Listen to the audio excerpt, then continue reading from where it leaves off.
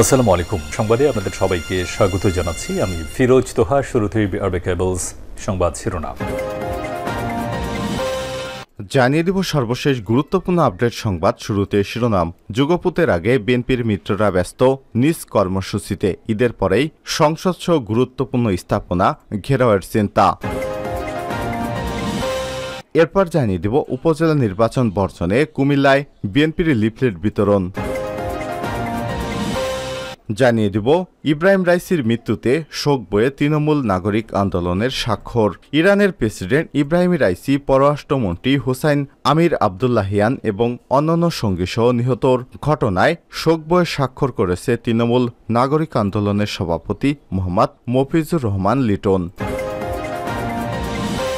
এদিকে রিজার্ভ নিয়ে কোনো লুকোচুরি বরদাস্ত করা হবে না। ইসলামী আন্দোলন বাংলাদেশের মহাসচিব মাওলানা ইউনুস আহমেদ বলেছেন, দেশের রিজার্ভ নিয়ে সরকারের নানা মহলের নানা বক্তব্য আসছে। অপরদিকে ভারতের গণমাধ্যমে রিজার্ভ চুরির রিপোর্ট প্রকাশিত হয়েছে। রিজার্ভ নিয়ে আসলে কি ঘটেছে তা জাতির সামনে স্পষ্ট করতে হবে, এজন্য সরকারকে হুঁশিয়ারি করেছেন তিনি। জানিয়ে দিব চিকিৎসা শেষে দেশে ফিরলেন বিএনপির স্থায়ী কমিটির সদস্য মির্জা আব্বাস। এবং সর্বশেষ জানিয়ে দিব ধেয়ে আসছে ঘূর্ণিঝড় জলোচ্ছ্বাসের শঙ্কা। সর্বশেষ আবহাওয়ার সতর্কবার্তায় তথ্যমতে সাগরের নিম্নচাপটি গভীর নিম্নচাপে পরিণত হয়েছে। এটি বর্তমানে পূর্ব মধ্য বঙ্গোপসাগর এবং তৎসংলগ্ন পশ্চিম মধ্য বঙ্গোপসাগর এলাকায় অবস্থান করছে। এটি আরও ঘনীভূত হয়ে আজ শনিবার 25শে মে ঘূর্ণিঝড় রেমালে পরিণত হতে পারে। আর ঘূর্ণিঝড়টি রেমালের প্রভাবের 5 থেকে 10 ফুট জলোচ্ছ্বাসের সংখ্যা রয়েছে উপকূল অঞ্চলে।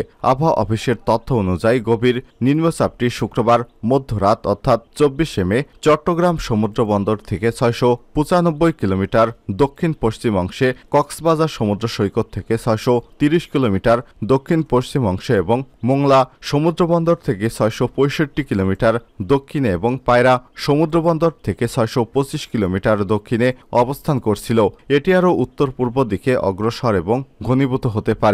আবহাওয়ার তথ্য মতে গভীর নিম্নচাপ কেন্দ্রের 48 কিলোমিটারের মধ্যে বাতাসের একটানা সর্বোচ্চ গতিবেগ ঘন্টায় 50 কিলোমিটার, যা দমকা অথবা ঝোড়ো হাওয়া আকারে 60 কিলোমিটার বেগে পারে আছড়ে এসে পড়তে পারে। গভীর নিম্নচাপ কেন্দ্রের নিকটবর্তী এলাকায় সাগর উত্তাল রয়েছে। প্রিয় দর্শক, এতক্ষণ শুনছিলেন সংবাদ শিরোনাম, এবারে বিস্তারিত।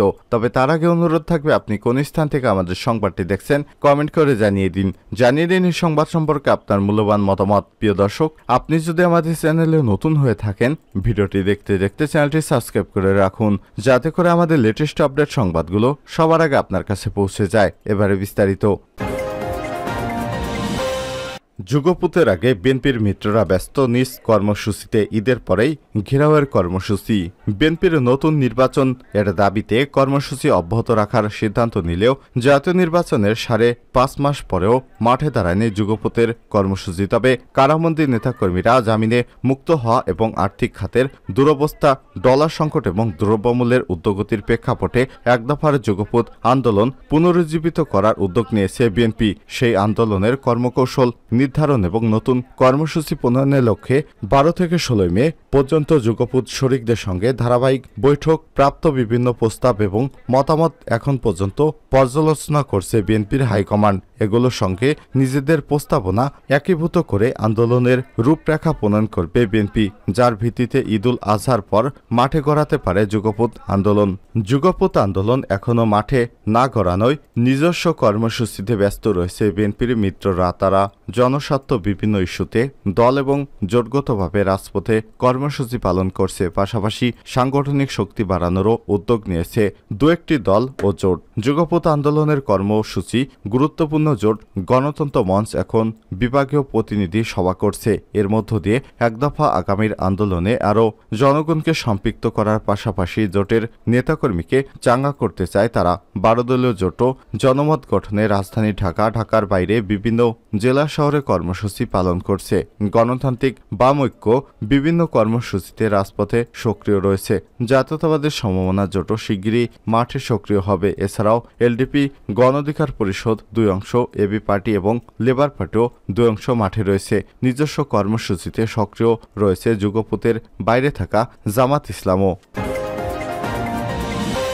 উপজেলা নির্বাচন বর্জনে কুমিল্লায় বিএনপির লিফলেট বিতরণ। কুমিল্লা ব্রাহ্মণপাড়ায় উপজেলা নির্বাচন বর্জন এবং প্রার্থীদের ভোট না দেওয়ার আহ্বান জানিয়ে দেশ বাঁচাও মানুষ বাঁচাও এবং এই শিরোনামে লিফলেট বিতরণ করেছে বিএনপি। সারা দেশে কেন্দ্রীয় নির্দেশনার অংশ হিসেবে এই কর্মসূচি পালিত হয়। শুক্রবার 24শে মে বেলা 11টায় উপজেলার সদর এলাকায় দলীয় নেতাকর্মীদের সঙ্গে নিয়ে কেন্দ্রীয় বিএনপির সম্পাদক, চট্টগ্রাম বিভাগীয় বিএনপির সাংগঠনিক সম্পাদক অধ্যক্ষ সেলিম ভূঁইয়া এবং কেন্দ্রীয় বিএনপির শিল্প বিষয়ক সম্পাদক ও কুমিল্লা দক্ষিণ জেলা বিএনপির আহ্বায়ক সাবেক সংসদ সদস্য হাজী আমিনুর রশিদ ইয়াসিন পথচারী এবং স্থানীয় ভোটারদের হাতে এই লিফলেট তুলে দেন। এ সময় তাদের সঙ্গে ছিলেন কুমিল্লা দক্ষিণ জেলা বিএনপির সদস্য সচিব এবং ব্রাহ্মণপাড়া উপজেলা বিএনপির সভাপতি হাজী জসিমউদ্দিন জসিম, বিএনপির সাবেক সাধারণ সম্পাদক শাহ আলম খোকন, মহসিন কবির, উপজেলা বিএনপির সাংগঠনিক সম্পাদক আমির হোসেন সহ বিএনপির অঙ্গ সংগঠনের নেতাকর্মীরা।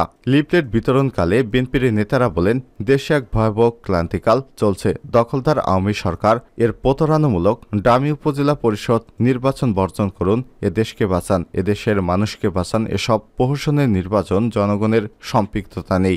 আপনারা সবাই এই নির্বাচন বর্জন করুন। আপনারা কেউ ভোট কেন্দ্রে যাবেন না। এ সরকার প্রহসনের মাধ্যমে ক্ষমতা এসেছে। এরা অবৈধ সরকার। এদের মাধ্যমে অনুষ্ঠিত প্রহসনের নির্বাচন বর্জন করে সবাই প্রতিবাদ জানান। রাইসির মৃত্যুতে শোক বয়ে তৃণমূল নাগরিক আন্দোলনের স্বাক্ষর। ইরানের প্রেসিডেন্ট ইব্রাহিম রাইসি, পররাষ্ট্রমন্ত্রী হোসাইন আমির আবদুল্লাহিয়ান এবং অন্যান্য সঙ্গী সহ নিহত হওয়ার ঘটনায় শোক বয়ে স্বাক্ষর করেছে তৃণমূল নাগরিক আন্দোলনের সভাপতি মোহাম্মদ মফিজুর রহমান লিটন। শুক্রবার 24শে মে বিকেলে ঢাকাস্থ ইরান দূতাবাসে গিয়ে তিনি শোক বয়ে স্বাক্ষর করেন এবং নিহতদের আত্মার মাগফিরাতের জন্য মহান আল্লাহর নিকট দোয়া করেন। এ সময় ইরানি রাষ্ট্রদূতের কাছে শোক এবং সমবেদনা প্রকাশ করে তিনি বলেন, ইব্রাহিম রাইসির মৃত্যুতে মুসলিম বিশ্বের এক অপূরণীয় ক্ষতি হল, যা পূরণ হবার নয়। প্রসঙ্গত, গত রোববার 19শে মে রাইসিকে বহনকারী হেলিকপ্টারটি ইরানের পূর্ব আজারবাইজান প্রদেশের পর্বতঘেরা ভারজাগান এলাকায় বিধ্বস্ত হয়। হেলিকপ্টারটিতে রাইসি, পররাষ্ট্রমন্ত্রী হোসাইন আমির আবদুল্লাহিয়ান সহ পূর্ব আজারবাইজানের গভর্নর এবং সর্বমোট 8 জন আরোহী ছিলেন। এই ঘটনার পরের দিন সোমবার সকালে তুরস্কের ড্রোন হেলিকপ্টারটির ধ্বংসাবশেষ খুঁজে পায়। এরপর রাইসি সহ হেলিকপ্টারটির সব আরোহীর মৃত্যুর খবর নিশ্চিত করে ইরান সরকার। রিজার্ভ নিয়ে কোনো লুকোচুরি বরদাস্ত করা হবে না।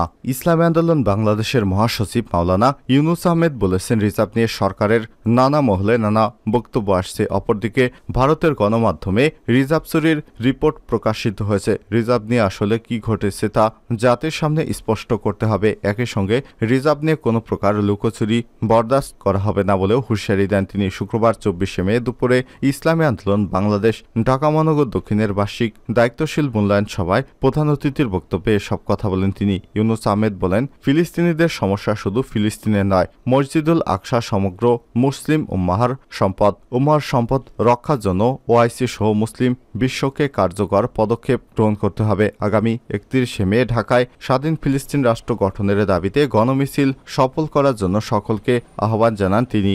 ঢাকা মহানগর দক্ষিণের সভাপতি মাওলানা মোহাম্মদ ইমতিয়াজ আলমের সভাপতিত্বে মতবিনিময় সভায় আরও উপস্থিত ছিলেন আলতাফ হোসাইন, আনোয়ার হোসেন, আব্দুল্লাওয়াল, ডাক্তার শহীদুল ইসলাম, কেএম শরীয়তুল্লাহ, মোহাম্মদ মাকসুদুর রহমান, ফজলুল হক মৃধা, নজরুল ইসলাম খোকন, নজরুল ইসলাম এবং এম শোয়েব প্রমুখ। চিকিৎসা শেষে দেশে ফিরলেন মির্জা আব্বাস। চিকিৎসা শেষে সিঙ্গাপুর থেকে দেশে ফিরেছেন বিএনপির জাতীয় স্থায়ী কমিটির সদস্য মির্জা আব্বাস এবং তার সহধর্মিণী জাতীয়তাবাদী মহিলা দলের সভাপতি আফরোজা আব্বাস। শুক্রবার 24শে মে সন্ধ্যায় বাংলাদেশ বিমানের একটি ফ্লাইটে ঢাকার হজরত শাহজালাল রাদিয়াল্লাহু আন্তর্জাতিক বিমানবন্দরে পৌঁছান তারা। সেখান থেকে শাহজাহানপুরের বাসায় যান তারা। বিএনপির সূত্র থেকে সব তথ্য জানা গেছে। এর আগে গত 14ই মে চিকিৎসার জন্য সিঙ্গাপুরে যান তারা। এদিকে শুক্রবার দুপুরে বিএনপির ভাইস চেয়ারম্যান শামসুজ্জামান দুদু বলেছেন, সাবেক সেনাপ্রধান অবসরপ্রাপ্ত আজিজ আহমেদ এবং সাবেক আইজিপি বেনজির আহমেদের দুর্নীতির অংশীদার বর্তমান সরকারও। তিনি বলেন, সরাসরি না হলেও পরোক্ষভাবে এই সরকারকেও তাদের সঙ্গে জড়িত। সাবেক সেনাপ্রধান আজিজ বর্তমানে সপরিবারে মার্কিন নিষেধাজ্ঞার মুখোমুখি হয়েছেন। তার মাধ্যমে 2018 সালে আপনি নদী পার হয়েছিলেন। আপনার এক সময়ের পুলিশ প্রধান বেনজির আহমেদের সম্পদ এবং ব্যাংক হিসাব জব্দ করার জন্য বলছে কোর্ট। তিনি শুধু আপনার সমর্থকই ছিলেন না, তার ঘাড়ে চেপে আপনারা সরকারি গঠন করেছিলেন। দুপুরে জাতীয় প্রেস ক্লাবের সামনে বিএনপির চেয়ারপারসন বেগম খালেদা জিয়া, ভারপ্রাপ্ত চেয়ারম্যান তারেক রহমানের বিরুদ্ধে সকল মিথ্যা মামলা প্রত্যাহার এবং যুবদলের সভাপতি সুলতান সালাউদ্দিন টুকু, ইঞ্জিনিয়ার ইশরাক হোসেন সহ সকল রাজবন্দীর মুক্তির দাবিতে এক প্রতিবাদ অবস্থান কর্মসূচিতে এসব কথা বলেন। অবস্থান কর্মসূচির আয়োজন করে গণতন্ত্র ফোরাম।